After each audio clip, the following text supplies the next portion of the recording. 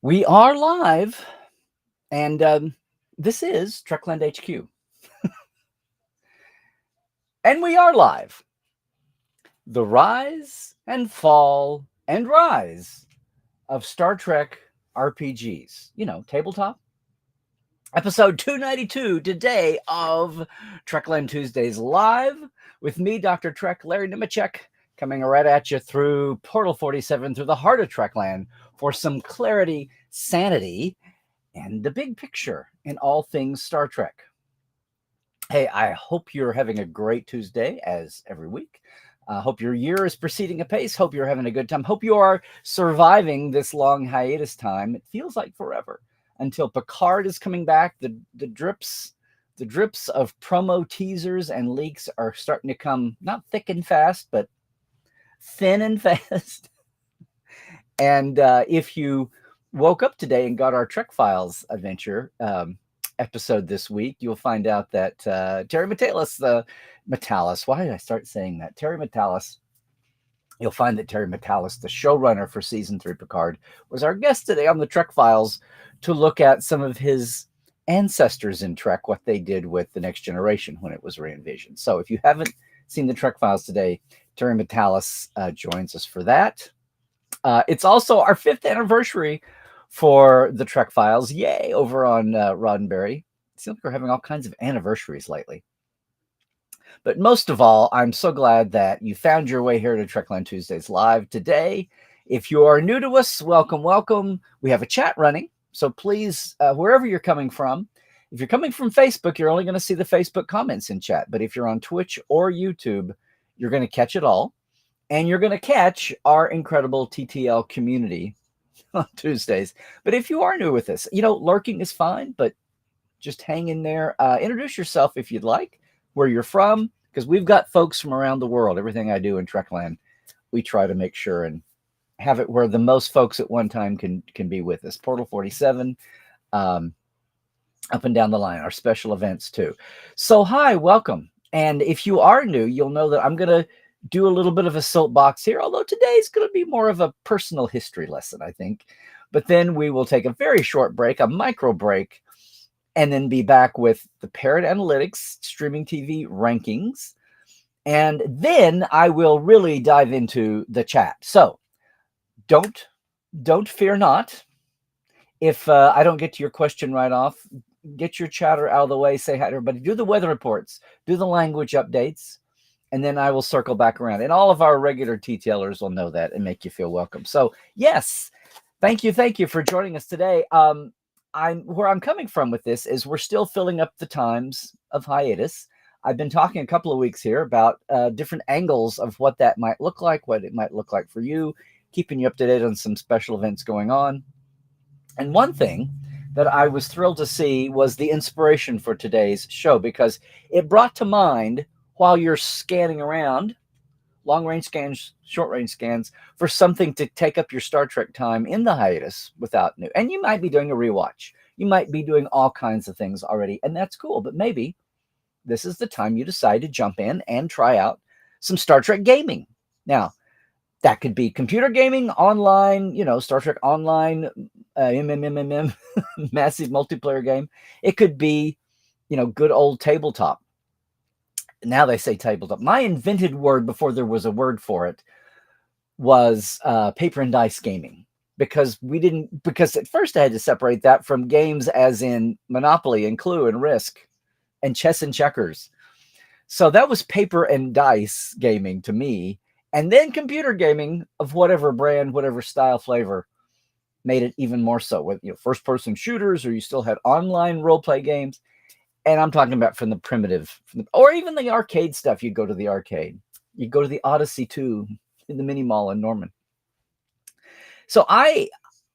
But you say all that, and we know that games come and go depending on licensees and license holders when it's an official Star Trek game. And we know that a lot of the original Star Trek games, the very early pioneering, were like the Pong days of computer games. People were, the adventure, the type in, the yes, no, turn right, the text-based games were really old too. Somebody needs to do a huge, big encyclopedic history of this.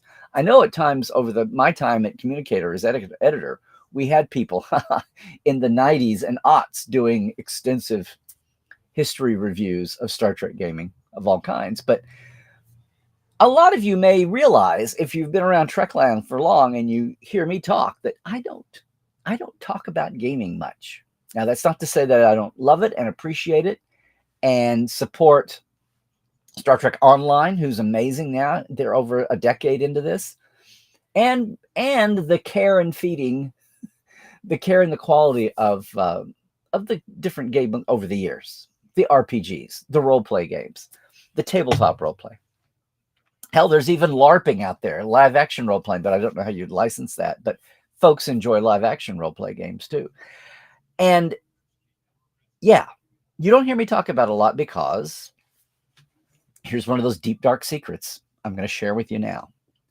I was never much of a gamer. And the reason is I go back to, original wave D&D. Now, not out of the box, you had to be a real niche nerd, like my old friend Cody, who used to have the original first edition Dungeons and Dragons books. No, I encountered it in college. It was kind of a wave. We were midway through school, and I was a theater major, communications and journalism minor, actually. And all of a sudden, as if nightly rehearsals weren't bad enough and homework, all my friends in and out of theater were suddenly swamped by this thing called D&D. And I remember I obviously it was a thing because people I knew and respected and friends were swallowed up in it. And I tried to be, but you're talking to the guy who was the stem collector, model builder, draftsman, blueprinter, writer, when I did something, model rocket, or when I did something, I had like something to show for it. And my first reaction to gaming was, it was my friends. That was cool. But it was like, we're putting hours and hours and hours into this. And what do we show for it at the end? I've got a piece of paper at the end with nothing on it. I've got a piece of paper. That's all. I have nothing to show the world. And yeah, your character goes up in levels, whatever. Anyway, so I was a reluctant convert because I very quickly realized that if I didn't hang out with my main friends when they were gaming, I didn't see them. So I would go and be the reluctant, sarcastic, cynical gamer. And oh, how I dreaded eventually those 8 words. I dreaded those 8 words when I heard, we're going to go over to so-and-so's and game tonight. And are we jumping into the 8 words were, no, we have to roll up characters first. I was like, well, that'll be the night. Rolling up characters took 5 or 6 hours. And by then it was midnight or 1. And not that I was, but if it was a school night and we had 8 o'clock or 9 o'clock class or whatever, I was, I learned gaming reluctantly. To the point that, and where I'm circling back around here on a Star Trek show, is we've got awesome gaming resources now, official and unofficial. And I go back to the day when, I love this, you may not realize this, and some of you who do know your gaming know, but before, obviously, the current brands on the tabletop side of things, before Modiphius and Star Trek Adventures, there was FASA or FASA, depending how you want to do it, who had the license. But before that, in the embryonic days of gaming, the 70s and the 80s, the very first gaming you could do, well, one, it was the ship-based gaming. You probably heard of Starfleet Battles. Well, before that, and I'm talking about, here's the game book.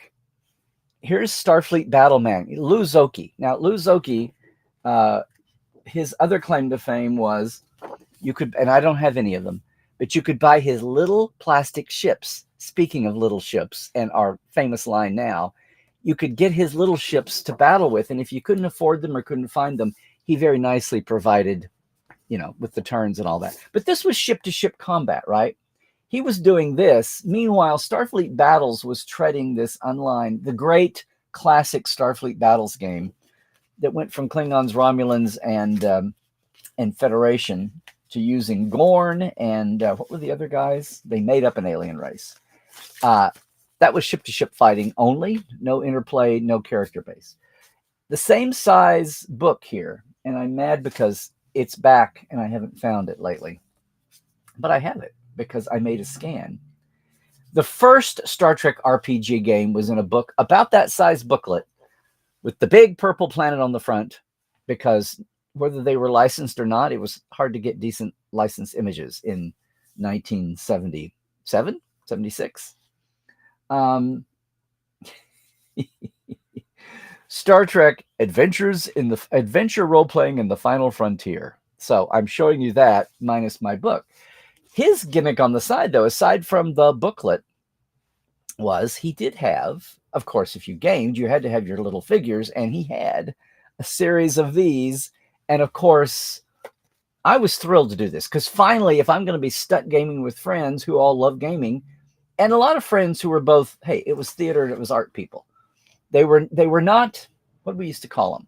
They weren't the gaming tech heads. They didn't hide behind their stand-ups and go. I had friends who created scenarios back before that was a thing. They created game systems. I had the friends who would take a rock album and create a dungeon where every song had a clue on the album to what was going on. I had a friend who we were 3 or 4 rooms into it before I realized he had done a scenario. Looking at you, Kevin. The whole scenario was Wizard of Oz characters. The first clue was a little dog that ran through the room, and we didn't know. Anyway. And I'm talking about friends who would do the multiverse beam-ins.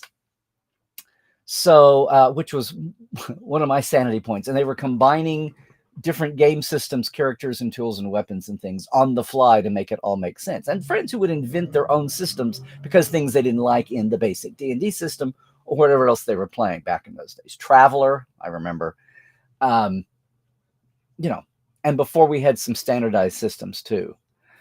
But of course, me being me back in those days was like, why don't we role play Star Trek? Well, we tried. The official, such as it was, system, and the game system was clunky, crappy, slow. All my D&D friends were pulling their hair out. See how I know my way around little gaming. And so I challenged my good friend Cody. I said, well, let's sit down. Let's design a game. Let's do a Star Trek game that has a better system to it. You handle the system, I'll handle the Star Trek. And we did. And I designed a scenario. Although everyone said, okay, but if we do this, you're always going to DM or GM in the PC world. You're always going to DM it because none of us stand a chance if you're playing a character. You'll always know something that nobody else knew, and you'll pull it out about a tricord or a phaser, and we'll enter some planet and we'll be lost. So my penance was, if we're going to do this, I had to be the DM. Well, thank God by this time we're into grad school and people are running around and having jobs. But I did design a scenario. It had a planet-based and a ship-based component. You found a mystery ship adrift in orbit of this planet. You went to the ship, then it took you down to the surface, and there was an avianoid race that was having a civil war, and there was all this intrigue, and the ones who were wanting to join the Federation were our friends. And so you rolled up your ship and you're stalking the ship and you can't find clues, and you finally find a clue to go down the surface. And this avianoid race were the Kowin. Get it? Kowin. Yeah. Okay. And then you were searching rooms on the surface, and I thought it went great. We played it once. I think I may have the paper to it somewhere, but after that it was exhausting. I had to come up with an scenario because it was all on me. Everybody enjoyed it. And about that time, after we went to the trouble to develop and all of that, well, guess what came out? Yeah, the original FASA edition role-playing game from FASA. This was, the original was just too limited. And by that time, role-playing had blown up big, I tell you. But we took a lot of abuse in college. I had one professor. She was an icon, and she was nearing retirement, and she was very zealous of her students and their time and what they were doing. And are you out partying all night? Are you getting your rest for rehearsal and class? And when the D&D wave took over, Dr. Summers. There's a theater name for her now. But I remember Dorothy one day saying, well, if you boys are going to stay up all night playing cops and robbers, I don't know how you're going to have anything left in your tank to go with the next day. So that became the thing. Yeah. Hey, you want to play some cops and robbers tonight? Yeah. As long as it had the ampersand in the middle. But my relationship with Star Trek gaming was that I'm not a gamer. I had to do my own thing so that the gamers would do it. Then as soon as we got going, then everybody had to learn the FASA system if they wanted to do that. And yeah, I bought some books because one thing, we're in the fallow times here, in between movies even, and these game books are the cool thing was having to come up with all this background to fill the gaps. Hence where I got my phrase, gap filling. The gamers, you need so much detail. You need such a level of texture and depth. And you don't get that. You didn't get that from 80 hours, piddling along with 2 new hours every couple of years. You had to have all that. And it was a dead little show, or it was moving into a movie era where you only got a couple of hours every 2 or 3 years. Nobody cared. It didn't bother a thing. So FASA blows up. The Monster Maroons take over. We're into that era. If you are a gamer, you're gaming FASA. And I've got 3 or 4 of the rule books, the Orions and the Romulans and the... can I show you? I have the Klingon set because what else are you going to do, right? And there's your Klingon manual. And you could do ships and you could do characters. If you were doing ships, there's your... Yeah. And scenarios are included here to start you off. And then, of course, they're off and running. And that's where they're making their money, is selling scenario books and all that. Creative people, once again, are coming up with their own scenarios and not having to, purchase one. Well, then what happens? What upsets the apple cart in our nice, easygoing 80s? Well, here comes Next Generation. And of course, FASA wants to update their license. Of course, they need a depth. Of course, after 1 year, early, pre-debut, there's not near enough detail to jump you ahead 80 years and flesh out the universe at that time. So what do? And I cannot find my copy, but I have it. It's almost an inch thick, new, updated next gen, just for the 24th century, the 24th century officer's manual, I think it was called. And it was thick. But what happened at the end there? In the ongoing friction between Gene's office, represented by Richard Arnold, and licensing, all things licensing, the minute the game book hit, it became a case of, oh my God, this is not Star Trek. You've invented all of this. And the poor gamers are going, and the game company is like, well, we need that to function. It's like, no, you cannot use anything that has not been on screen after 1 season of Next Generation. And that's where, the first year book was purple, about an inch thick. Well, that's where the stripped down first year source book came, full of licensed photos, no art. It was only very basic artwork and photos now, and it's that thick. So, the gaming of Next Generation did not take off very well. Well, a few years later, we're spinning out new Star Trek shows. DS9's coming along, Voyager's coming along, but by then, FASA had lost its license, given away. It lay fallow for a while. Then a company called Last Unicorn had the Star Trek license for a while. Then they were upended when the license was given to Decipher. And part of that was mixed in with Decipher having the official fan club and Communicator and all that. And Decipher joined the Star Trek family of licensees until it wasn't. Now, one thing, a lot of the Last Unicorn group was brought over and hired full blast. And of course, Decipher was doing collectible card games. The gaming world was diversifying. Computer games were coming along, and everybody was in love with the tech, the 8-bit and whatever. 3 or 4 companies at one time had the digital game license, the computer game license, and lavish productions. If you're talking about Star Trek, board the computer game. The Star Trek Klingon computer game that Robert O'Reilly played a Klingon other than Gowron, but nobody remembers that. They just see those pictures and call him Gowron. And a lot of folks had that game. You can still find a lot of this out there. The glory games of the overexpanded 90s.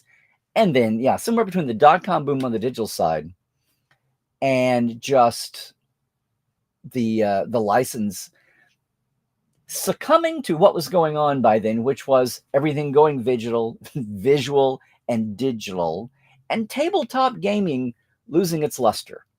It's just another aspect of the whole, hey, look at the CGI in this movie. No one knows how to do stunt work anymore. No one knows how to drive car crashes. Nobody knows how to stunt and taking a fall. No practical effects people are there to create the smoke and make this incredible complex box. There's nobody stretching a skin over Armin Shimmerman's face for a face in a box when you could just CG it, which means the CG license goes insane. And after a while, people are like, I don't believe this anymore. It's too incredible. That was really affecting the game world too. And, I'm preaching the choir. A lot of you are way more in your game depth than I am. But just from a mainstream Star Trek point of view, there's a phrase, from mainstream and looking over at gaming, which I was never adept to, and also grew cautious because licenses turned over every 3 or 4 years. And none of this was canon. It was no more canon if the pro novels and the comics weren't canon. Oh my God, the games at the time they're published lean on canon, as FASA found out. So the last 10 years or so, in the fallow times, again, we had years where nobody cared. Pocket Books was allowed to build this insanely detailed backstory, cohesive universe through the novels. And yes, Star Trek Online finally had its birth pangs through different companies, finally settled in with Cryptic, and has been going strong. And a chunk of that is due to the insanely detailed continuity they've built, both threading into existing timeline canon and also jumping ahead their 40, 50 years and filling all that in and keeping it consistent from a star map on up to campaign to campaign, the way that the needs of a multiplayer game drive that. And multiplayer kind of bringing back that band of brothers feeling, that joint. Even you might be playing with strangers, you might be playing with your friends. But now, thank you, Will, and thanks to others, now we have the term tabletop, since I had to invent paper and dice games at the time to explain what I meant. Oh, when I worked in news, we had a copy editor who was also the entertainment editor, but she retired and gave way for me to take that position later. But there for a long time, if you said gaming around her, she's thinking gambling. And I'm talking about doing a story on some gamers. And she said, we can't do gambling stories. It's the postal laws. I'm like, no, Delane. If I mean gambling, I'll say gambling. But she grew up at a time when gaming meant gambling. They were synonymous. So that was an era, but we were fine. We were fine with that.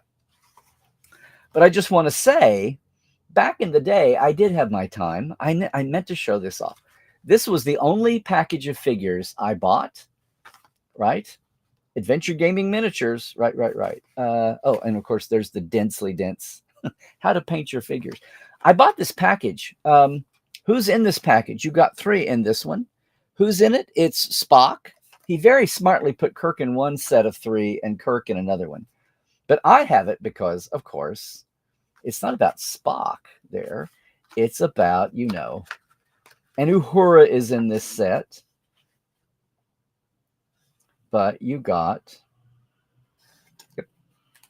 little Ed McCoy, right? Yeah, with his hypo there. You got little Ed McCoy.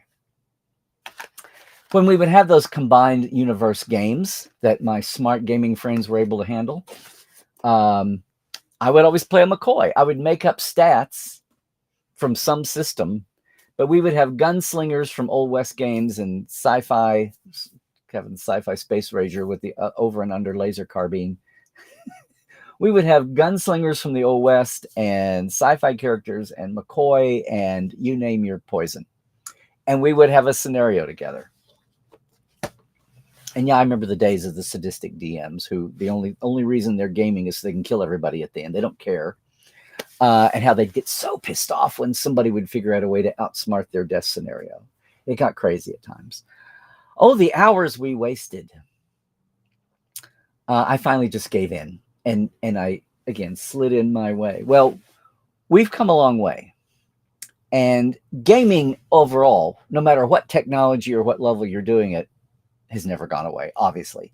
And of course, Star Trek gaming reflects the outside world of gaming. And gang, I am not an expert on the history of gaming, as you can tell. But I know watching my perch, watching Star Trek go along, what's been interesting. And I was a little sad, despite my roots. I was a little sad, there for a decade or so. Sure, Star Trek Online was great, and you had ship-to-ship combat, and you had the personal, and you had storytelling and campaigning and all that. But as a reflection of the outside world, until about 10 years or so, and the rise of virtual streaming, as well as what's on some niche, streaming channel, real channels, tabletop was pretty much drying up. So thank you to all the geeks out there who kind of brought tabletop back, but they're by the late 90s and the early aughts. Only your hardcore were playing D&D, much less Star Trek tabletop. So yeah, there's been a rebirth and all of that. The D&D brand, I know they're having some controversies about license and common and all of that, because it's always been as open as, it began. Star Trek fan fiction and fan films all began with fans going, fine, you're not going to give it to us, we'll do it ourselves. You're going to go away for 10 years? Fine. We're going to love this in spite of you, and we'll make it ourselves. And that's the way gaming has always been, although gaming encourages that anyway. Here's the rule book, bang, go sit down and make your own campaigns and scenarios. And at times here, invent your own format, your own universe. It's been as thrillingly creative for those folks as any CGI model building or analog model building or cosplay or fan fiction, fan artistry, any of the expressions to express your love for what it is that's motivating you. And in this case, it's Star Trek. And gamers are no different. And that is why, coming full circle, what prompted this outburst today is just 2 or 3 weeks ago, the lovely and talented, my good friend, Eliza Pearl, who I met as the captain of the McGinley here in LA a few years back when the improvised generation was improvising TNG era Star Trek here, and especially pre-pandemic the pandemic pretty much has seen people's lives move on and go on. But it's been fascinating to watch what she and others are doing as a paying career, combining acting and gaming, their nerd side, to the point where I just had one of those wow moments. I realized this is every Monday night. You can, and thanks to streaming and the virtual revolution, all of this vortex of factors have all come together to the point now where, number one, I should say, roleplay is back. Tabletop is back. Star Trek tabletop is back. And mainly thanks to the folks at Modiphius and Star Trek Adventures. And there have been some different kinds of ship-to-ship, and the one with the hex and the clicks and all of that. Some of them have come and gone. Now you've got mobile. You've got Starfleet mobile device gaming for what you want. And a lot of it's ship-to-ship. But if you want old school character-based RPGing, you want old school D&D and Star Trek Adventures is where it's at, and officially licensed. And they've come on and they've put a ton of old school craftsmanship and work into their game. And it's amazing that I was kind of brought up to date here. Monday nights. Now, what's impressive is, number one, you've got gamers build. So if you can have anime voice actors known by their faces, which is cool, then surely we can have our star gamers gaming. So Clear Skies Perseverance is a Star Trek adventure tabletop role play live play series that you can be part of. They've had a preview coming January 30th. They're premiering February 6th. I may do more with this coming up, but it blew me away to realize that's what the state of things is. Not only is it happening, and yeah, Star Trek Adventures from Modiphius, but they're using, I want to make sure I've got this, they're using Star Trek Online's Twitch channel. So there is a cooperation. It's not a competition between the tabletoppers and the online folks. And, in this era of, sure, the film is first, the screen is first, but we're trying to bring everything adjacent to the screen when it comes to Star Trek universe and Star Trek canon. We're trying to get it as cohesive as possible and tear down the walls wherever we can and get out of the business models and who's getting residuals and who's not. And how do we dance around when we 10 years later or 3 years later we want to change something that was set down here? It happens. That's the risk you take. If you dive into comics and books and Star Trek world or games or what have you, risk is your business. It may all be wiped away in a few years, and that's as shown writ large on the Star Wars universe side, where they adapted the Star Trek model after years of having everything goes, anything goes. But this is great. Monday nights, 6 to 9 Pacific, I should say, so 9 to midnight Eastern. It's on Twitch TV. It's on Twitch. It's Cryptic Studios channel there, the Star Trek Online. And Streampunks is also the umbrella producer there. So, I mean, look, that's what impressed me was all of these affiliated sponsors at it, all right? But that's the state of things. There's a little bit of that. And to show that I'm very proud of this. Do I have any Star Trek Adventure manual? No, I'm still not a gamer, guys. Even though now I have the confidence that, look, online's had an incredible decade and more. That's stability. That's not a one-off licensee coming and going with their game. And Star Trek Adventures is put a massive amount of work into it. I'm especially proud because they reached out, and I don't have a basic gaming manual for Adventures, but I have the Klingon manual. And we've come from, this to, this is the deluxe, the leather cover, which is awesome, awesome, awesome. But I have this especially. I might want to jump in sometime. I kept thinking a demo at a con would be a cool experience event. It never happened. All the years STO was early on. I was like, how about a Virgin Gamer jump down to do a demo? I'll do that. And got talked about off and on. It's fine. Didn't happen. But I love this because we were able to help facilitate between Modiphius and Star Trek Adventures and the folks who, Epic Inc., and the folks who publish our Stellar Cartography. We were able to set up to where they could have the Klingon map with Klingon titles, the corrected one from 2018, as their frontispiece. And then a little close-up of the galaxy there along the border for the AFS piece, I guess. So, no, I'm not a big-time gamer, but I can sure appreciate from this vantage point what's going on in game world, and it does my heart good. And I know it's happening in the culture at large. People want the organic connection. And that's not to say they can't get it with Star Trek Online, or it wouldn't be as popular as it is now. But all these licensees, they're made to pay attention, but they're all being put together by so many fans. I don't have to tell you about the gang at STO, from my good buddy and one-time neighbor Thomas Marone, all the way down, up and down the team, happening at Star Trek Adventures. You cannot come into these cold. Even if you did, if you come from a game background, but you don't know the universe, you've got to sit down and do your research. It's amazing how that's starting to, we knew that, even about the core of the universe, what's on screen. And more, we're seeing that happen. It's not such we've come so far from the days you had to hide it because somebody thought you might steal props and costumes from or leak everything to the press. We've come so far from 1987 to today, when all these ancillary licensees and projects and media and platforms, much less what we're getting our primary core on screen, the impact and value of having at least a little bit of stake in Star Trek, at least having some awareness, much less a deep dive in.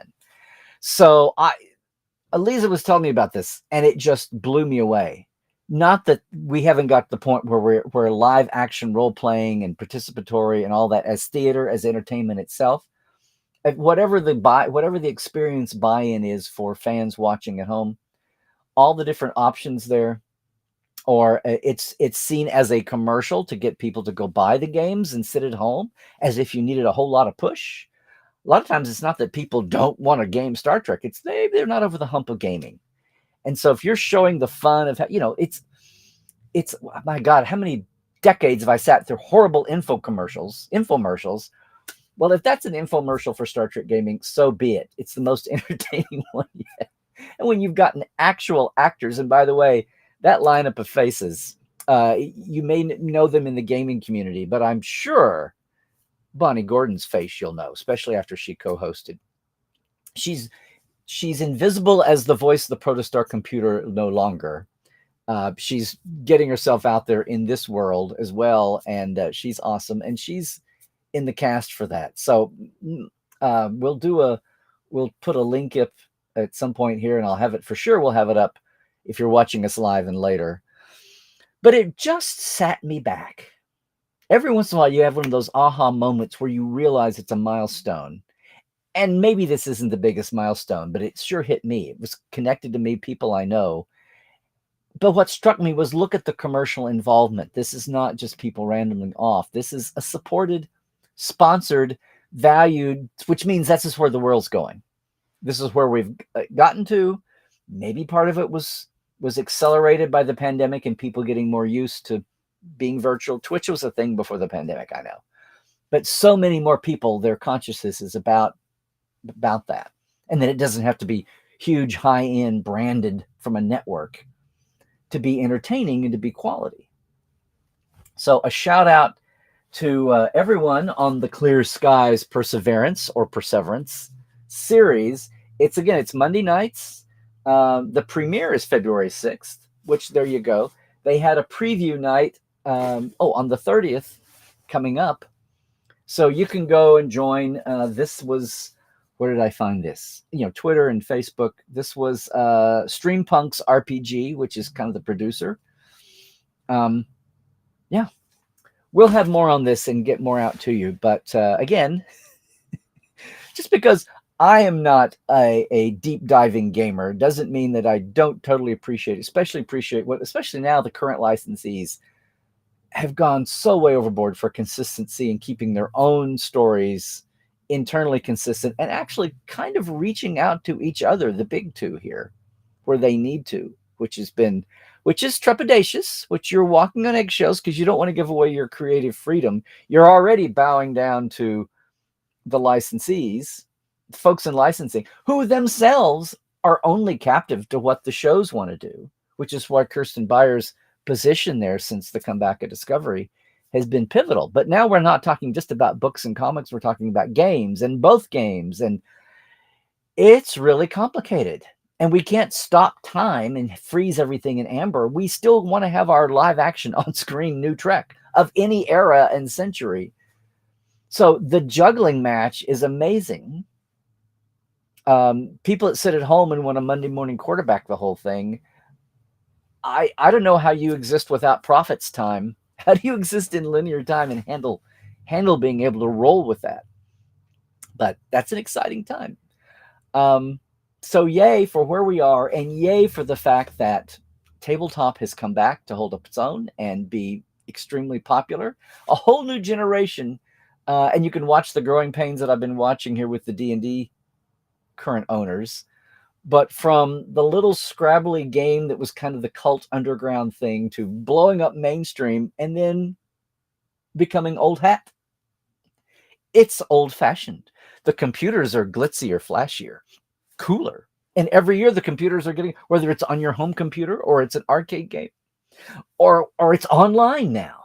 However, the tech is evolving madly in the 90s and the aughts and the teens and now the 20s. Where is there room for paper and dice games in that? Well, apparently there's plenty of room for paper and dice games in that. And board games themselves are never gone out of style. And boy, did we learn that in the pandemic. Big time. Anyway, yeah. So not my wheelhouse, kids, but enough of an eyewitness, and I have my little McCoy lead figure. Enough of an eyewitness to bring a little perspective, that little Trekland point of view to that, and get you thinking.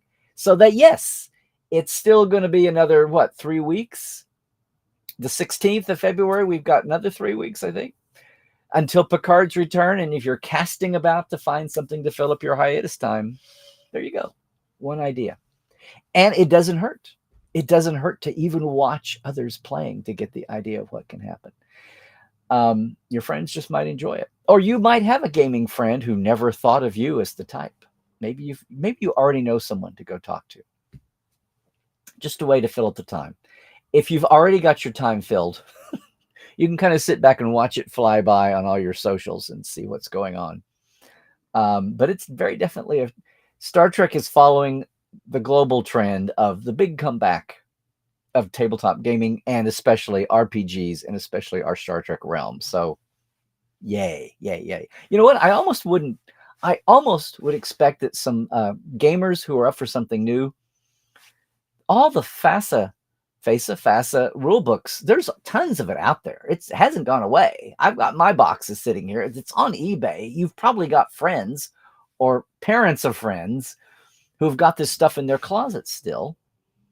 It would be funny to see some historical. It'd be cute. It would be interesting to see some historical gaming going on, and including the Adventures in the Final Frontier gaming with the clunky original system.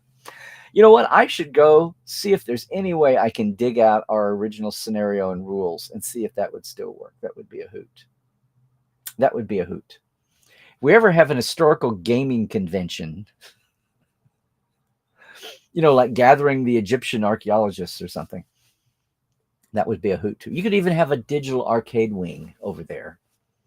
I know some people who love playing like the original, what is it, the Battle Simulator that came out with motion picture. Fun stuff, kids, fun stuff. And again, not having a weekly Star Trek it's a pain in some ways, and we're so spoiled now after the last couple of years, but it actually lets you breathe a little and look around and see what else you haven't thought of. So thanks for letting me sit here and look around and breathe a little, figure out what we haven't thought of with you today. So that's going to do it for right now, but hold on. We're going to move on here in just a second. I'll take a quick break, but I do want to say, of course, my shout out to everybody who's in my Patreon. Boom. Hey, yeah, I have 2 levels. We have a $5 and $10 level. So our TTL club, thank you so much to Diane Hopkins, Robin Wilson, Lawrence Todd, Anne-Marie Siegel, Keith Rombach, Justin Porteous, Nathaniel Robinson, Andrew Dzimski, Pranakasha Productions, Gay Clevin Lundstrom, and Galinda Bruton. And thanks so much to our live wires, Hubbard Gunn Johnson, Robert McLean, Alan Hoensi, J.R. Poole, Byron Bailey, Dave Gregory, and Casey Shafsky. Thanks a lot, guys and gals and peeps. And if you'd like to help out too, it's getting close to the end of the month. That's when Patreon does this. I keep it a simple $5 and $10, like I mentioned, for a shout out, and getting there soon. Eventual access to all these interviews from the earlier years of Portal 47. Patreon.com/Trekland Live, along with all the other Patreon folks that are there.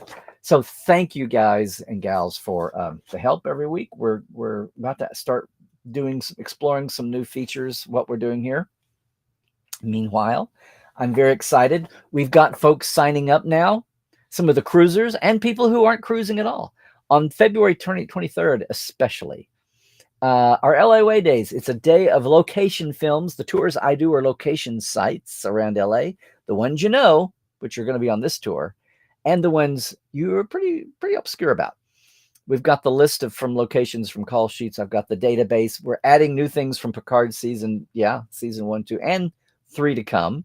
So it's February 23rd, the day before they disembark. But you don't have to be on the cruise. You can just come. LarryNemechek.com. You can get on my mailing list there. You can click on that link at the top of the page and just see generally what's going on. We've got 4 seats left, I should mention, as of this time. In the van unless I get a wave of 10 people and we bump up to a bigger minibus. Right now, I've got 4 seats left for the Thursday.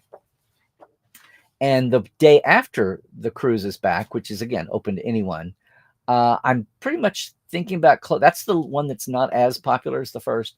I'm pretty much about ready to close that. So if you're interested, especially in the 4th, get a hold of I've got early deadlines to meet with vehicles and costs. So that's where that is. But I can't wait. And hopefully, I know some of them are some of our global fans and travelers who have not been to the States at all. So it's going to be a hoot. I as much as I love meeting new people, especially when they're from around the world. And Star Trek is uniting everybody.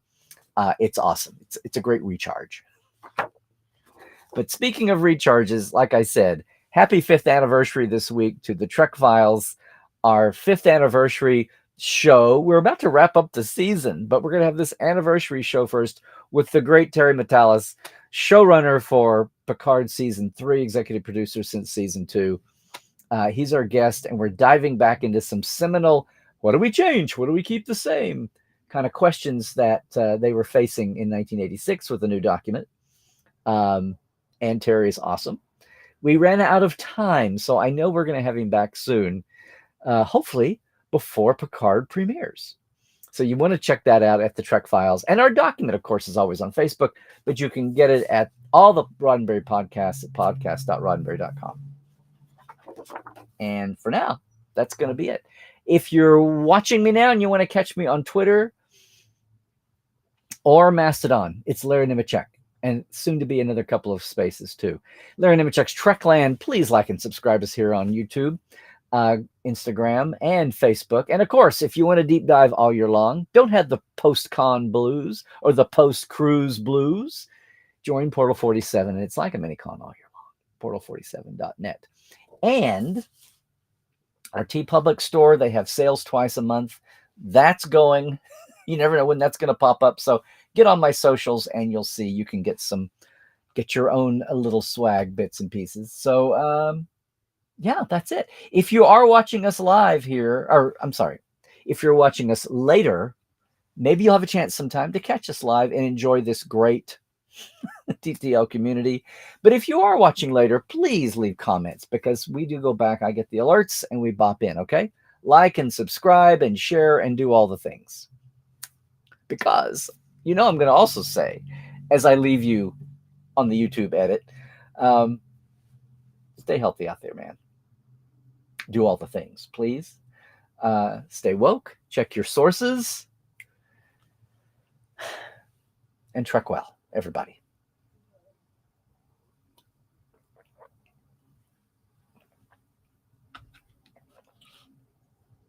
All right. Break time over. Did I stir something up with that game talk? You don't hear gaming very often around these parts, so we'll see what happens there. But meanwhile, I'm going to jump in here. Hey, I actually have somebody caught up on the Parrot Analytics and actually tried to catch up 2 weeks in one posting. We actually have figures up to January 20th, up till last weekend. I know, perish the thought. They filled that slot. Now, look, the world doesn't revolve around this. It's one way we are able to figure this company, Parrot Analytics, is a data miner. They're scraping the internet to come up with a new way to look at relative popularity of not just the old terrestrial network shows, which are in the minority, but all those 500, 600 different stream series across all the new digital tabletop. Over the Top is the official name. Yeah, I wish there were 500 tabletop networks. That would be amazing. Might be a little bit of an overkill. I'll see your Westerns on TV era and raise you 1,000. Now, Parrot was out of New Zealand, came to the U.S., but they monitor all over the world and all the country markets. They post the U.S. top 10 every week. They do all kinds of global studies, and they post those at times too.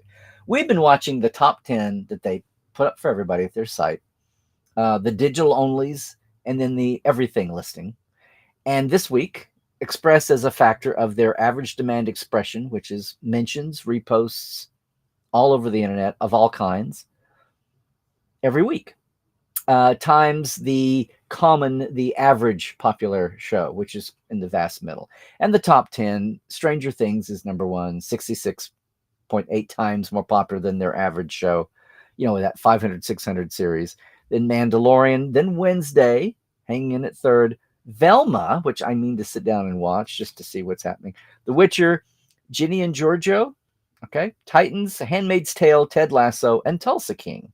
Tulsa King being number 10 at 27.0 times the average popular show, which is their way they've used the last couple of years. Now, big time, there were the top two only digitals are in overall, which is at 74 times the popularity of the common average show in the middle. SpongeBob, number one, then Stranger Things from digitals, then Walking Dead, Game of Thrones, Saturday Night Live, Mandalorian, number two, Simpsons, Rick and Morty, Sesame Street, My Hero Academia. Now, again, this is an interesting blend of popularity based on not eyeballs watching, because we've got mobile devices, you've got everything. That's the whole point. We blew up the old paradigm of the Nielsen's, everything at the same time, and you measure the time slot. So it's online busyness, but it's what's moving people to do something with it. Plus the studios, plus the critics. So it's all in that big mix together. Now, no Star Trek yet. We're in a hiatus time, so you wouldn't expect it anyway. And for those of you who know that the animateds have never made it in the top 10. I was going back through some old images, and I saw the second week of Discovery. Discovery was number one on both the streamers and on the overalls, on the digital onlys and on everything, which was kind of set me back. It was like, oh yeah, there's the days. It was so big. It was also controversial at the time too, which factored in. Now here's the thing. They have not updated, however, the individual show stats, which still are dated into December, the 13th or the 20th or something. So no individuals to see what's happening with the lead into Picard as we get this excitement building across the interwebs. Nothing to see even what's happening with the other shows in their hiatus times. So I'll look again next week. But for right now, we at least had week to week. And yeah, no surprise, there's no Star Trek in those. But the Star Treks all maintain in their upper 2.5%, what they call the outstanding bracket of 0.5% to 2.5% times the popularity of an average show in the outstanding category. So Star Treks are in the upper 50 out of 500-600, the upper 10%, not the top 10, but I'm going to say the upper 10% or higher. And we'll see what happens. We'll see what happens if Picard blows the roof off the parrots for all the good and bad qualities that it has as a rating system. It is out there, and we can do apples to apples, and we can go back and look at all the way back to 2017. And speaking of going all the way back, boom, let's look at the chat and see how everybody is. And wow, I see like red on YouTube. Red, like my shirt, which I'm wearing a mascot shirt, and you can't tell, which is fine. But I'm not having holdover Christmas, if that's what you mean. So let's see what's going on with everybody. And if you are new, again, stand up, shout out, give me a yell. Tell me where you're coming from if you're new with us. And we'll see what's going on. I especially love questions. I saw somebody in a comment on one of the YouTubes afterwards said, "Why do I always say that?" Well, we have new people every week. So and for the oldies, it's a good refresher. But eventually, we have a conversation. Thank you, hey everybody, and thanks for everybody holding down space over on Twitch. So thank you being over there, Dave. Let's see. Everybody bopping in. Yeah, see, I'm back scrolling here. Get through all of our early hellos.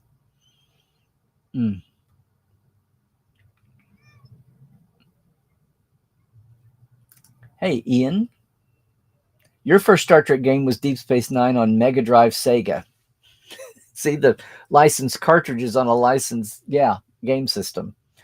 There's some folks out there that have kept up with that history. Ian. Are you lying to me, Ian? Don't lie to me. Your first was Star Trek on the Amiga. There you go. Claim those years. Yes, indeedy. Okay, so now we've got everybody pulling out their collector cartridges. Is that what we got here? But I will point out that these are computer games, which is fine, but my topic today was the good old organic stuff. Paper and dice. But there you go. DS9 for SNES. Yep. It took me 4 years before I realized that NES and SNES were Nintendo. It's like, yeah, there's 3 makers, and that was one of them. I kept trying to figure out who that was. Roll for initiatives. Yeah. Oh, no, we're going to get together and roll up characters. Well, then I'll show up at 4 hours. I have my character. A hammer throwing cleric. Let's see.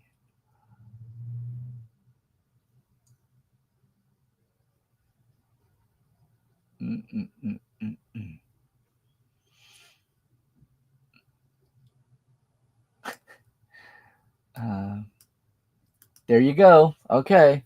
Glenn, Star Trek in BASIC from a remote terminal in the mid 70s. See? I still can't believe he actually said that, but they attribute this to Rick Berman, that he said Star Trek and porn invented the internet or grew the internet.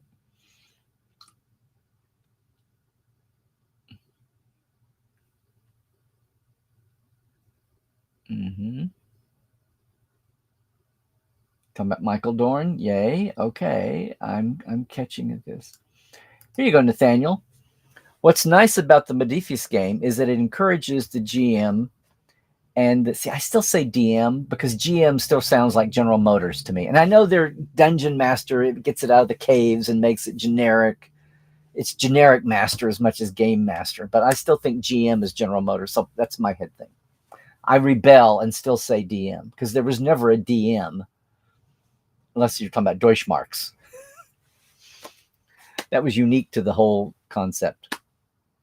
But the Modiphius modern Star Trek Adventures game, right, which I have a horrible example to show as a visual. It's gorgeous, but to hold this up and say, look, it's Star Trek Adventures from Modiphius, it doesn't do the job. But it encourages the GM and the players to structure play in terms of episodes and Trek themes.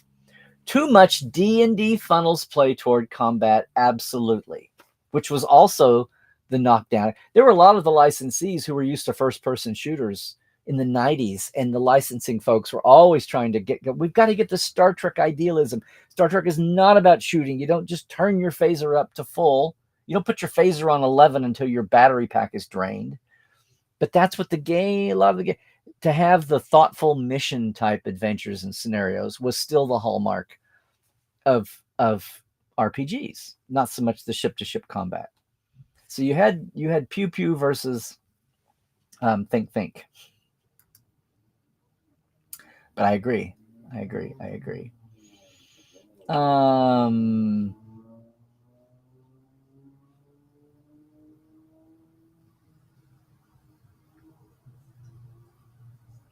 think we're getting kudos here for Shuttlepod and Connor having everybody in. Greg Polong, I think I may have met him. I have an interview on video with the inventor of the original little booklet Adventures roleplay game. I did it 10 years ago. I've never posted it. I need to get that out because I just stumbled across him at an early con in Lake Charles. It was CypherCon or the other one, BayouCon, and I couldn't believe it. I thought, I have to sit down and get you on video. And he had some of his stuff with him, and it was awesome. I really need to get that out for the good of fandom and preserve that history. But I'm glad Greg will enjoy it. Yay.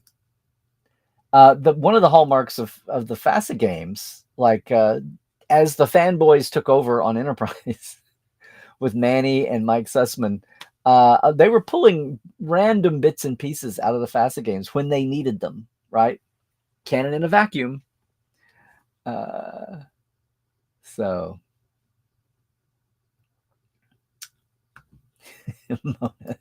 you think they should be called Last Uniform? Well, the way they were treated when they abruptly switched the license over, they felt like they were holding the Last Uniform when it happened. But then a lot of the people got hired to go over and work on the Trek side of things. So there you go.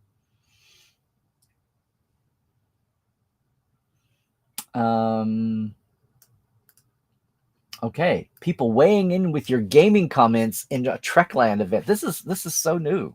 This is radical stuff, guys. But you're saying it's an ongoing problem with all the RPGs. The format should allow people to tell or incorporate stories as they want, but the licensors try to control the market too much. Now, I know this is something going on with, but it's like, what do you do? It's like when I put one of my images out there, I know that 5 seconds, it's going to be out without my name attached.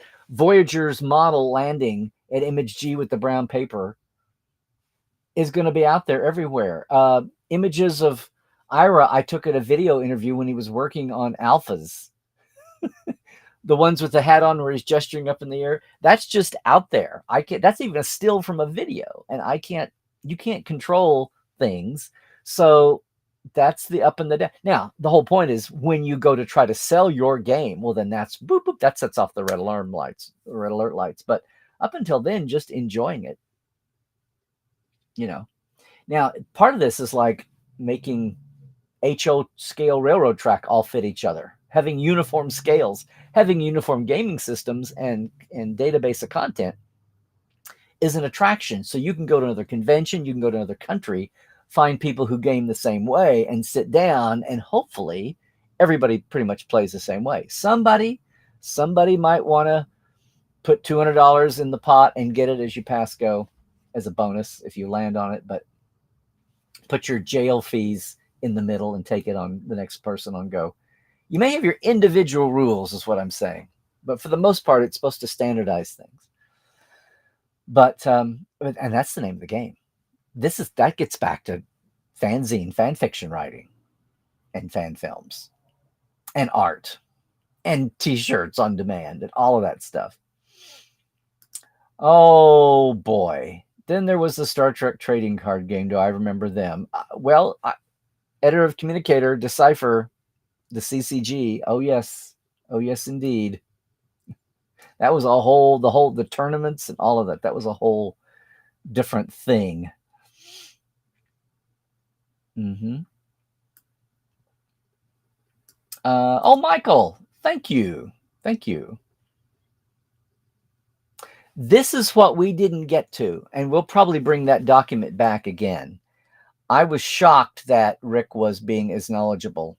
If he'd hauled that memo out when his PR rating was at zilch, it might have helped a little bit. But I was shocked that at that early age, he was doing that. Of course, Rick had been involved in the original format that Greg Strangis did that we uncovered early on.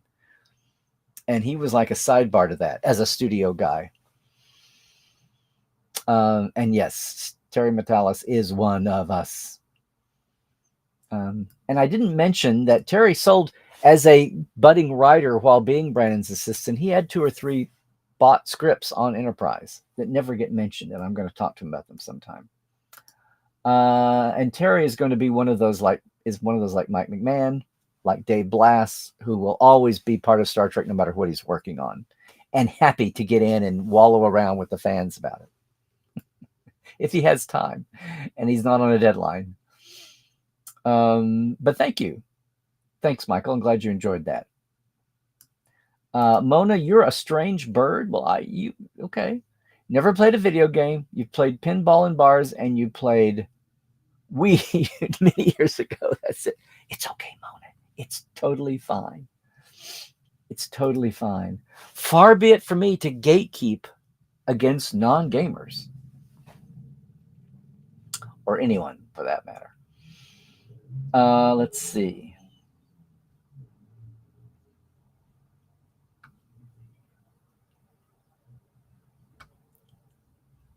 No, wait, I've missed this.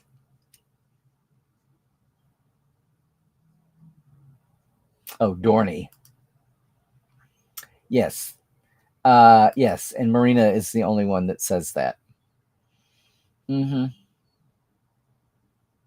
Yeah, which is part of, it's part of Marina's shtick. Yep. Sir Baldy. She just calls Jonathan Imzadi, I think. We'll talk about it later.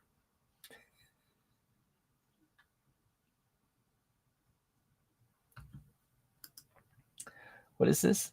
The best chance to catch Trekland Tuesdays live from the start is to keep the Twitch channel open in a browser. New video starts. There you go. Oh my gosh. Dear Alta, what was the most difficult decision you created as a game master? Okay, you're talking about something more than a decade ago, okay? More than 2 decades ago. Well, see, it's a balance. Now, I remember the sadistic DMs who the whole point was the whole challenge in gaming was here's something they can't get out of. But that's just like crafting a story or doing all kinds of things where you want to push but not have it be impossible. I'm not a sadist. I didn't want to kill all the characters off. And I wanted to have, but with Star Trek, what it is, you can tease them. Do you know the universe? Do you know maybe an obscure piece of trivia? Not to win a trivia contest, but to actually use it in real life. Could you find a rudimentary lathe? Could you, figure out something around you? Could you find the cannon, the bamboo and the sulfur and the diamonds? Could you find something or know something about jury rigging something? Because it happened all the time in the real shows. It's like, because that's what a script is like, wide open.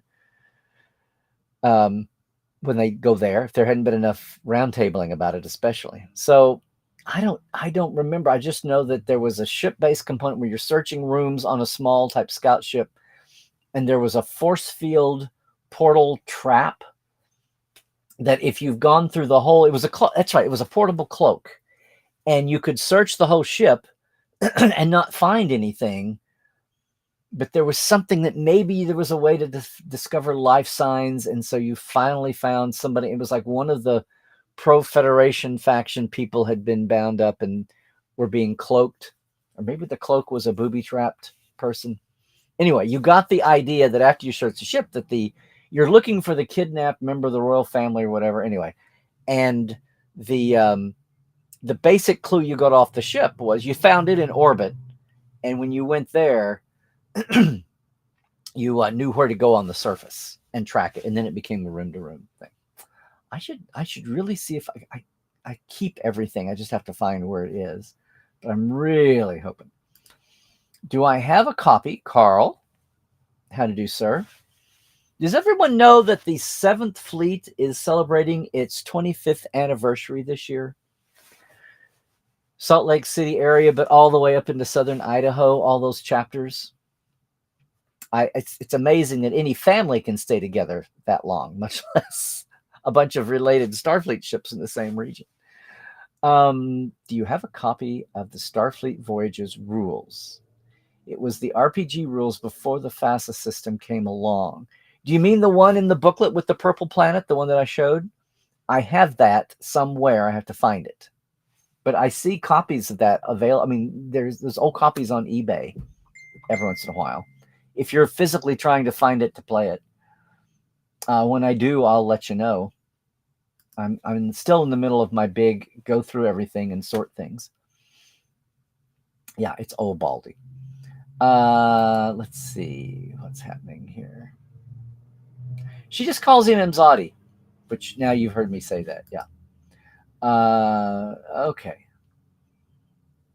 Gaming is all Greek to you too. Pinball and the old bar video games too. There you go. There you go. To each their own. I know that's a phrase that's not heard in Star Trek a lot lately. But it's true. It's true. It's true. Mona, the Klingon book, that was a deluxe cover. They were kind enough to send me since we worked on getting the Klingon maps into the frontispiece. But there you go. There's the licensees, different aspects. Why everybody going off on 8 different angles?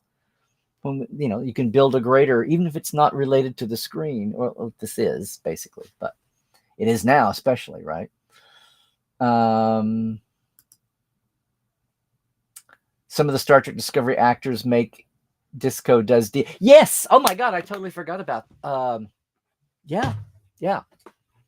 Well, Ian and Noah and all of that gang and their gaming, doing D&D. Yes, thank you. I totally left that out because you've got the generation coming along that gaming is second nature. So why not?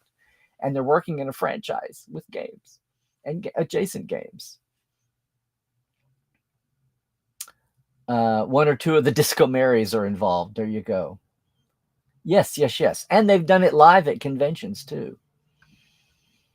All righty. Yep, they are having a ball, which is what's engaging about it. And Elisa's group, The perseverance or perseverance. Ever since I heard the British pronunciation, I can't get perseverance out of my mind. Yes. Well, Mona, don't feel badly. Not Star Trek, but I was at a small convention. I mean, maybe a couple thousand people at most. And there's a professional export sitting there, ex gaming sports, and there's 2 or 3 people gaming on a big screen with 2 live game casters calling their action and commenting, with seating for about 10 or 12 people that was normally full at a small con. Like, it was like the county fair of cons. And I'm like, I get this in big conventions, but this is like small scale. And you've got 6 or 8 people sitting here at a con watching the gamers with the game callers over here sportscasting it. That's the world we live in. That's the world we live in. And good on them. If there's nobody's inventing that and forcing people to do it, right?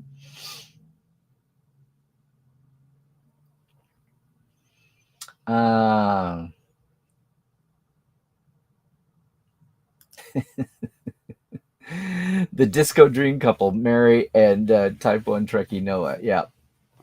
Yes, I just mentioned that. Oh, they did it at Dortmund. Very nice. Very nice. Hello, Donnie. I think you've been with us before and yelled out, but there you go. Let's see. Now what?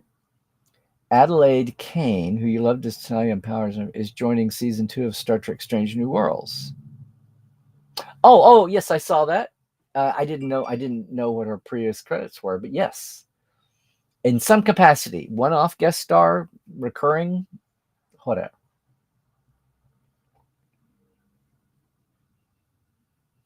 You're the only person in Michigan that doesn't play euchre. Oh, I doubt that. So basically, yeah, talk about overlapping her now convention, her convention appeal. There you go. And yes, you did.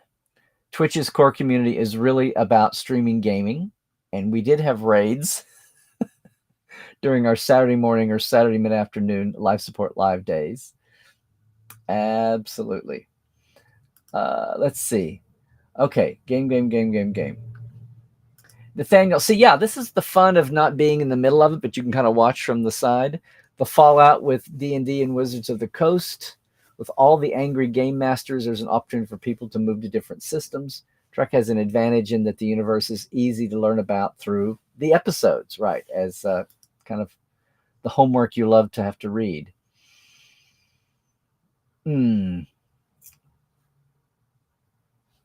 Online stuff with writing groups. Cool. Oh, and regarding the raids, Christoph says, Noah's Twitch circles repeatedly came over to Trek on Tuesdays Live or LSL. I think it was Tuesdays Live. I think it was Tuesdays Live, actually, now that you're saying that. Absolutely. It was a lot of fun. It was like, it's like watching 2 galaxies collide as they kind of mowed through and then mowed on through. Yeah. It's like when the biker game came to town. Historical gaming convention. Bring your own VCR. All right, bring your Panasonic. Bring it. What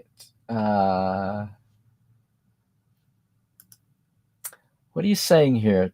Hi, Timothy. Now, I think, or John, what have you signed in as before? I think you've been with us before, but if not, welcome. But I think you have.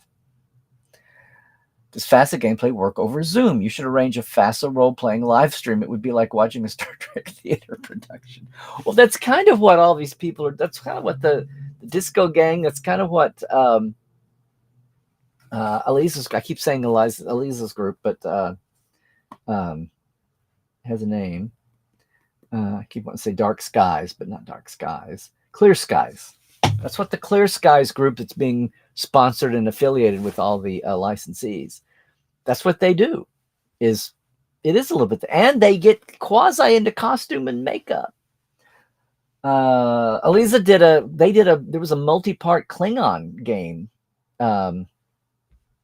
that went several weeks, and they all got into it. I did everything with makeup, but thank you, Glinda. Do all the things. Oh, well, thank you, Doralta. I had a very simple birthday.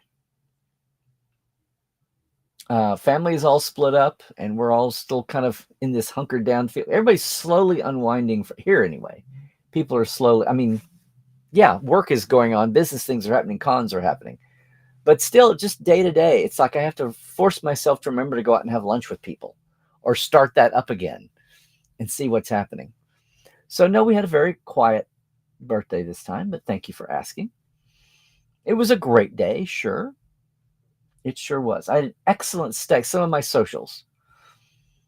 Janet did an excellent steak that night.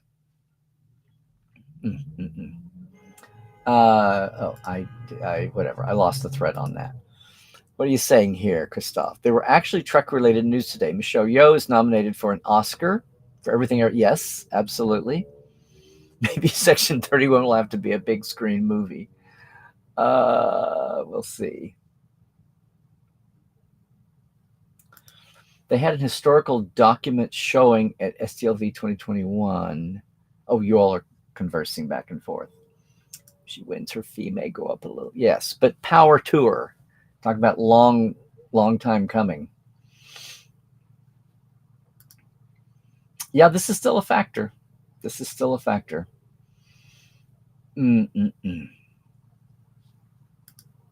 Saying you could live with a Section 31 movie, but the TV series belongs to 7 of 9, unless Michelle wants to play second fiddle to Jerry as a recurring guest star.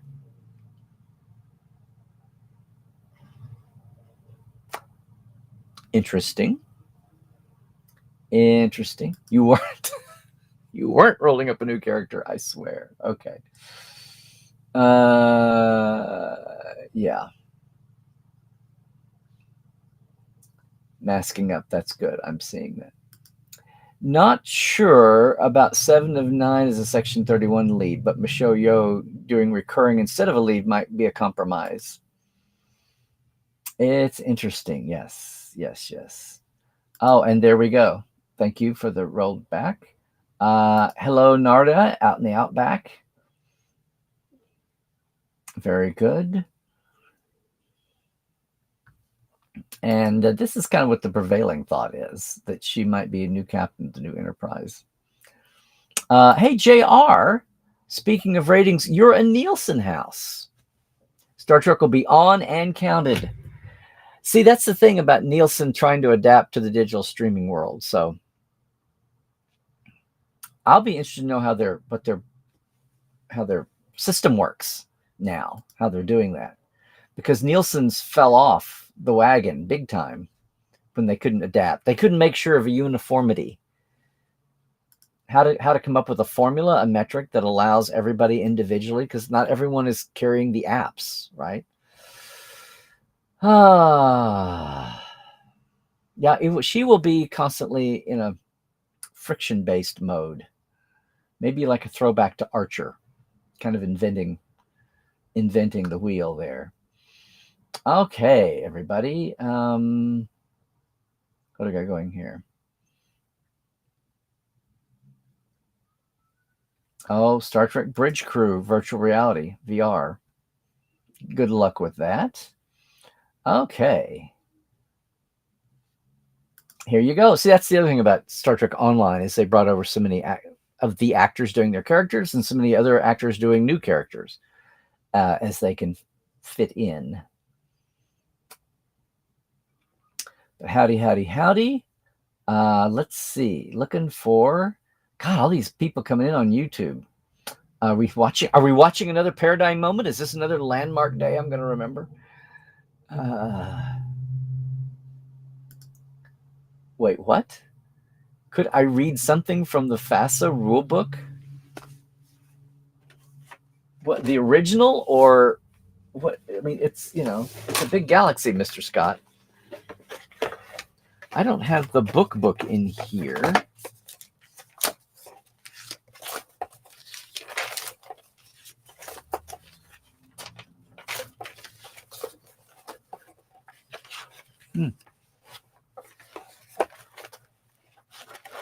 Where's the basic rule book? Ooh, hex paper. Okay.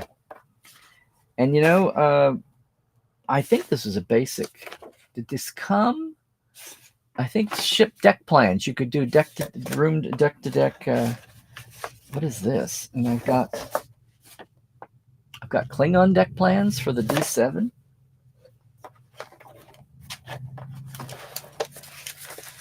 I keep hoping I'll find those original rules.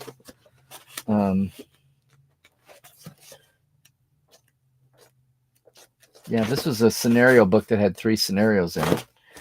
Wow.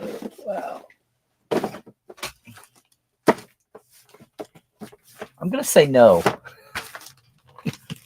I'm going to look at the Next Generation game book here. So you could play an actual character from the show or make your own. New threats. And the new threats wound up being Ferengi. Yay, Ferengi. Okay. Because it was a big kerfuffle. It was a big kerfuffle. Now, I wasn't in LA at the time, but just sitting at home and buying the purple book and then seeing it supplanted by this, and then within a couple of years, hearing about the brouhaha that erupted when they put out that big, thick book with so much non-canon information in it. And this is supposed to be licensed. Yeah, things from FASA have been seen on Discovery and Prodigy. And Enterprise, as I mentioned, also. If any of the creatives play tabletop, Mary and Noah do a campaign in D&D. I think some of the writers do. I want to say Aaron Waltke was posting pictures. I'm thinking of the ones who are more socially active.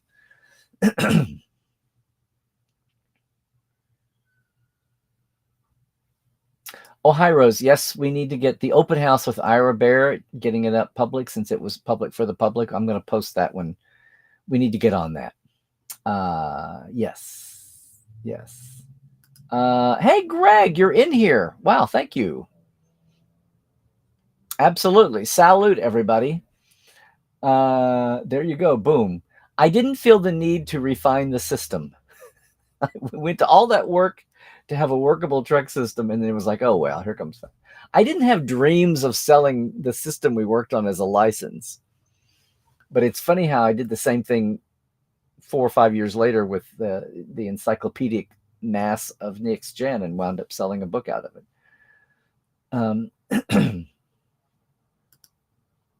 No, I didn't accuse Mike Sussman and Alex Kurtzman of FASA plagiarism in Enterprise. For one thing, Alex Kurtzman didn't work on Enterprise. I accused them of extreme homaging. EHing. That's what I did. Now, what are you saying here? The thing that annoys you with Trek games, just one jump and run. Okay, 1.5 because Elite Force had run. See, now you're talking video. So this is the case where my real world game people everybody would roll their eyes and just make it what it needed to be. I used to get in a real fight with people, by the way, when we were trying to role play RPG Star Trek, my system or whatever. And we had huge fights about how hard it was to point and shoot, what your odds were rolling on shooting a phaser, because it was and I would say, why does anybody care about fantasy medieval games anyway, when you have long range of the phaser and you have narrow beam, wide beam, and nobody on TV, nobody creating a feature, much less a game. It's like the world has forgotten about wide beam phasers. Used them all the time sparingly on, 3 or 4 times on the original series, including once with the phasers on stun wide field, which was just the most awesome thing ever. Why didn't that happen more often? Because it was too easy out. It was too easy. It's like transporters that can reassemble and de-age and re-age you. It's like, oh, that's too much. Got to put some limits on here. Everything. Technology will just save our ass again, and there's no drama.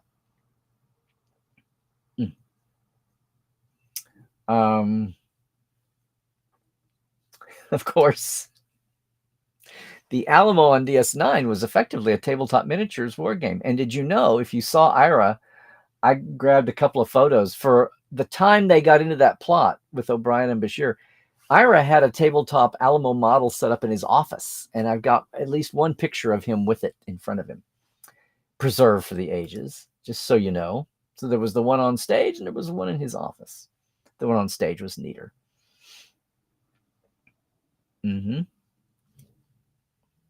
Jason, you are finally taking the time to go through and look at your Star Trek community. Oh, wait, you had them from back in the day, or you just found a batch online, eBay or something? And I mean, I can't wait to hear your comments. It's a little late to write a letter to the editor.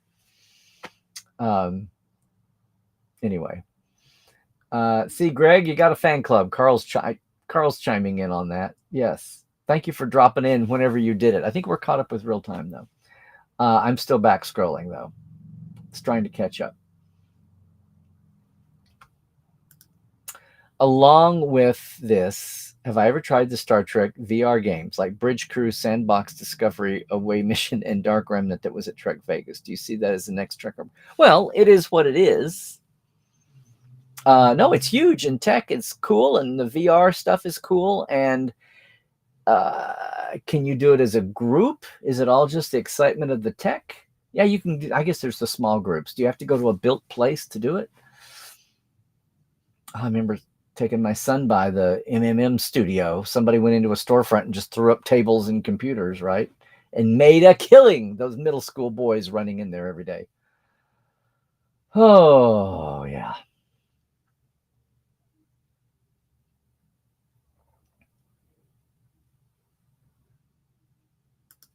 Was that Game Master question more difficult than your question of being on Connor Trinier's island? Well, that Game Master question, I feel like I'm in a Python skit now. Well, this was a question left in the will. If you ever hear a phone in, the Game Master is just about history that's been a ways away. If I could find the script to the game, I would read it and go, "Oh, this was cool. This was the best thing." I thought it was cool that a clue they had to figure out that there was a cloaked person.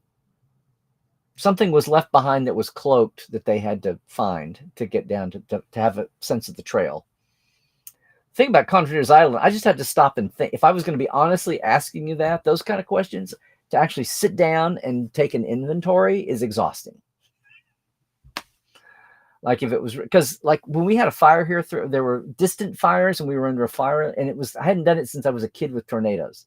It's like, I'm going to take a couple of boxes and the things I want to survive a fire, what would that be? That's not digitally backed up somewhere. What are like original things I want to keep past a fire? It was that kind of exercise. And it's like, well, that was very focused. That was an emergency. And it wasn't like we had a fire 20 feet away. It was 2 miles away, but we had to leave and the worst could happen. Didn't think it would, and it didn't. But that's what I mean. So define difficult. One is about logistics and one is about brain time. And Narda, that is absolutely awesome. And over the years, there have been some wacky Star Trek board games, licensed things, including, the Star Trek Monopoly game and all that.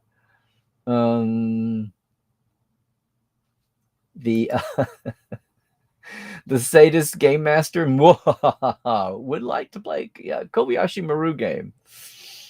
Absolutely. Let's see. Glad everybody's having meetups here today. So see, Donnie, you are the audience, Donnie. It meant nothing to me. I'm like, yay, fine. New people, they're announcing. But see, you're a fan. You're keyed into her base. And you're exactly who that news was aimed for and who the casting was aimed for. So spread the word to your brethren and sistren that she's in here.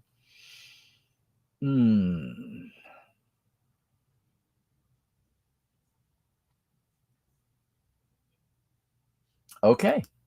See, somebody coming out of Power Rangers world. Hillary Turner, Jack Guzman, Michael asking Chris Violet. I'm curious to know what iterations. Okay. And And speaking of gaming, it's Tumor Boy. Hey, man. Hey, Nick. Yeah, same kind of, yeah.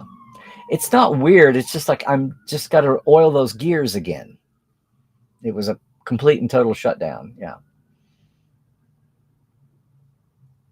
Oh, cool. We'll have to keep up with this. There you go. Boom. But the figures. And speaking of actors, now Henry Cavill can come in over to Trek since he isn't Superman. And with all the thingamadoodle, Gal Gadot on Trek. Wow. Gal Gadot. What should Gal Gadot do on Trek? What should Henry Cavill do on Trek? He's so clean cut. I mean, you think, oh, he's got to be a Starfleet captain, but should he? Do you put him under a little bit of prosthetics and make him a Romulan or a Klingon or something, or a Cardassian? Wow. What does his neck look like? Would he take the... and here's my favorite Colombian, Jared, popping in. Hey, Jared, I hope you're staying safe down there. I mean, not with your people, but, you know, the wilds of being somewhere foreign, you know, like Colombia or mid-Florida. Now, is Shazad going to be part of Section 31? I wonder what the speculation is going on there. That's where we left him, but... oh, Gal as a Betazoid. Betazoid, Trill. Yeah. Do people still have CCG Star Trek tournament? Well, not sponsored. There may be little clusters of secret colonies underground somewhere that might do that. Let's see. What does FASA stand for? Fantasy Adventures in Space Associates? No, it's not that. I don't know. I've forgotten. Tough trivia question.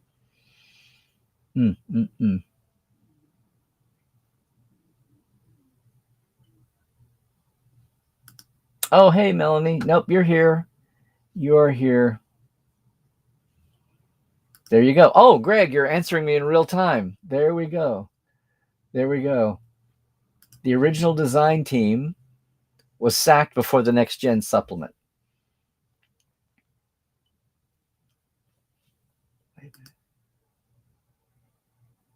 No, they fired you. Yeah. Oh.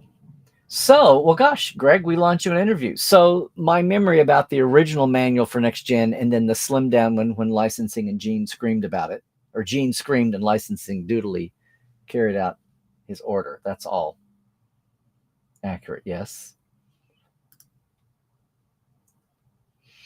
What now? There'd be no drama is the reason why they couldn't use Data or Troy's potential the fullest. Oh, yeah. Let's see.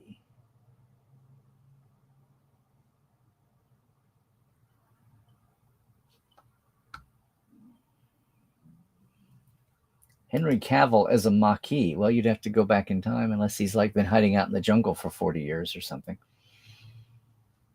Jared, Star Trek CCG is alive and well and has world tournaments every year. I knew people still played, but I didn't know it was to the level that there could be tournaments organized and sponsored. And oh my gosh. All righty. Here's your answer. Greg, I never would have known. Good thing they used FASA. By the way, Greg, is it FASA or FASA? It's FASA, right? Talk about the questions that have troubled us since time immemorial.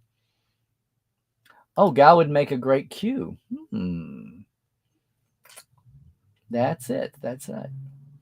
And of course, Carl, I should have known you would know.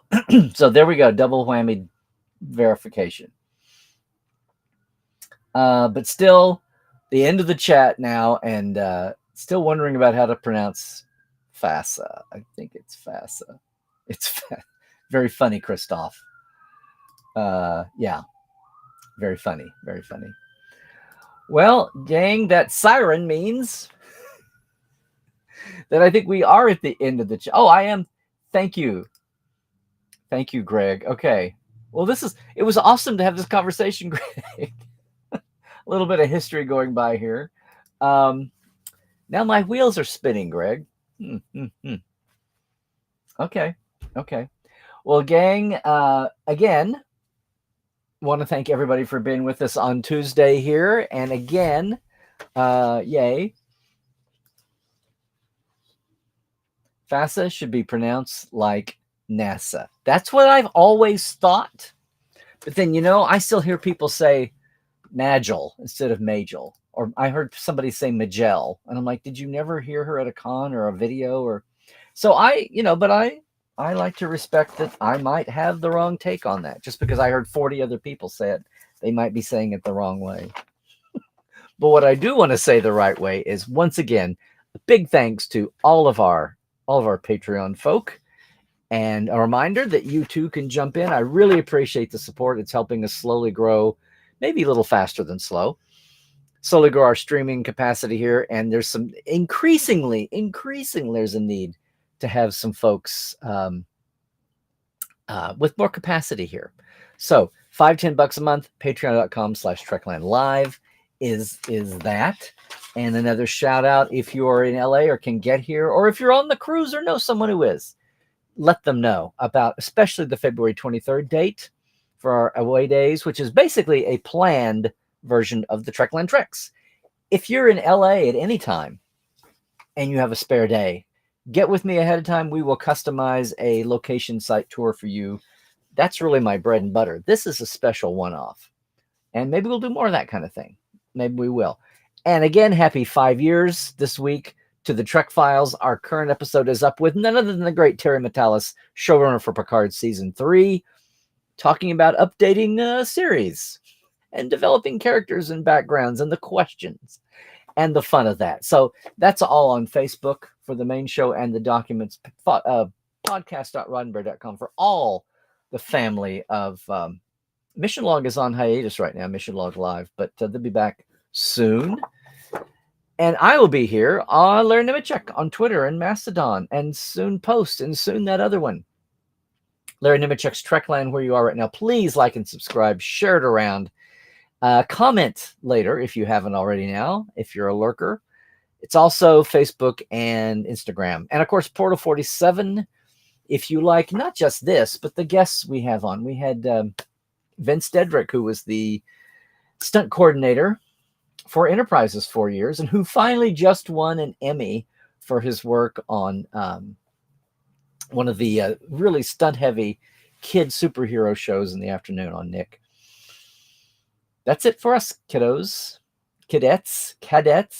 Thank you so much for joining us for another Tuesday. Another offbeat topic here. And continue enjoying your hiatus time. Maybe I've stirred up something here you want to go poke and look around. Check out on eBay there some of the old game bits. But again, also the Clear Skies Perseverance game system, game live on Twitch, using Star Trek Adventures. That whole system is coming up February 6th with the preview on January 30th. I guess that's next Monday nights from 6 to 9 Pacific, 9 to 12 Eastern. Not getting anything to promote them, but again, something in the hiatus time that you can enjoy and check out and maybe even explore if you haven't done it. Again, Elise is on there with Bonnie Gordon and several other performative gamers from that community. So I should say it's cryptic, obviously, with Star Trek Online, Star Trek Adventures from Morpheus, and the Streampunks network, apparently. So yay. And yay for you. Take it easy as you go through the week. Things are starting to happen. We will have more news coming up here. And have a good week, everybody. We'll see you soon. And until then, please, please, please stay healthy. Do all the things you need to do. Stay woke. Check your sources. And yeah, truck well, everybody.